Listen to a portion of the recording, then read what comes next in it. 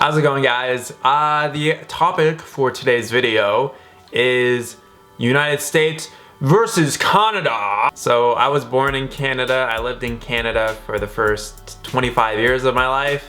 I traveled around the world for a few years, came back to Canada. Now I've been living in the United States here for about 145 days or so at this point. So what are my thoughts? What are the differences? Is there like a really big difference when you cross that imaginary line and you come into the United States? What's the difference, D-Man?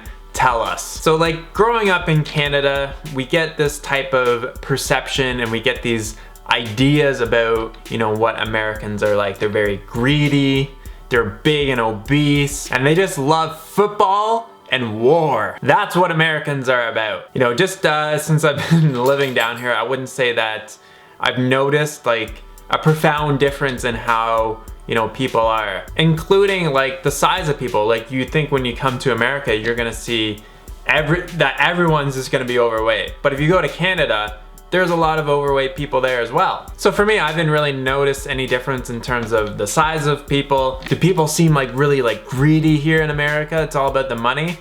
It's all about the money essentially wherever you go in the world for most people. So I wouldn't say that it's like any more different than Canada. You're gonna have greedy people wherever you go in the world. And isn't America all about war and war and war and war, more war? Obviously war is a big, war in the army and all that kind of stuff is definitely a big thing here in the United States. I would definitely have to agree with that. I've ridden past this big Air Force base here in Tucson and driven past it, and I'm just like, holy moly, they have a lot of planes here. They probably have more planes at that one Air Force base than the entire Canadian Army has. All in all, you know what, I haven't noticed any like, just dramatic changes. Obviously when you live in Canada, everyone is entitled to universal healthcare. How it worked when I was living in British Columbia, if you made a certain amount of money every single year, then you had to pay a certain premium. It wasn't like that much. I think it might have only been like $50 to $100 per month. I think it depended on how many people are in your household. I can't remember exactly.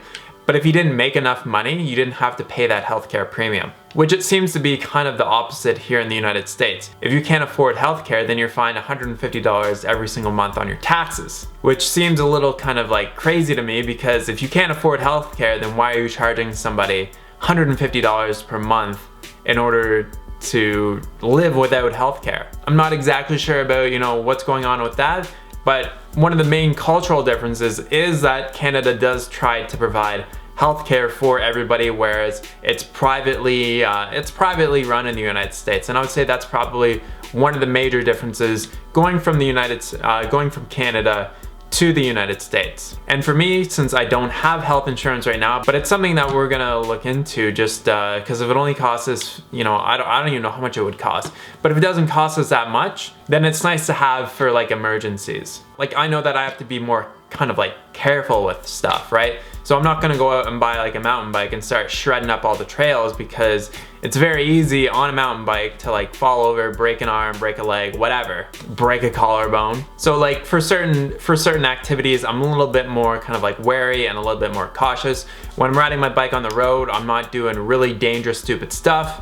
I'm just trying to ride I'm just trying to ride more along with the lines of the rules of the road, which you should be doing anyways, but I'm just more kind of like conscious and aware that I don't want to injure myself, because I'm gonna be paying for it out of pocket if it's serious enough. Also, America is known as like one of the biggest capitalist societies in the world, and I would have to agree with that. Like if you want anything, right? Anything that you can think of, it is like available in the United States. Coming from Canada, we don't have, like there's Amazon Canada. Amazon.com in the United States is like a whole different animal. And if you're signed up for Amazon Prime, like you can get so many different things shipped for free, 2-day shipping to your front door at a pretty good price. And that's just something that is not available in Canada. There just isn't obviously the same demand. I don't know, it's just like Canada is not, like it is into capitalism, like it is a big capitalist country,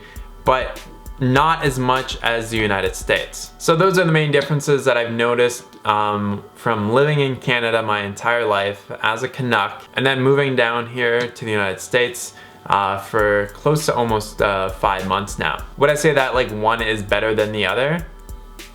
Nah, I mean, like, they both have their pros and cons. There's pros to living in the United States, and there's definitely pros to living in Canada, and there's also cons to living in both of those places as well. All in all, everyone that I've encountered so far has, you know, been friendly and helpful, and for me, it's been a good experience thus far. If you have any questions or comments about the differences between the two that you want to ask me, definitely leave it in the box down below. Thanks so much for watching, guys. Talk to you soon. Peace out.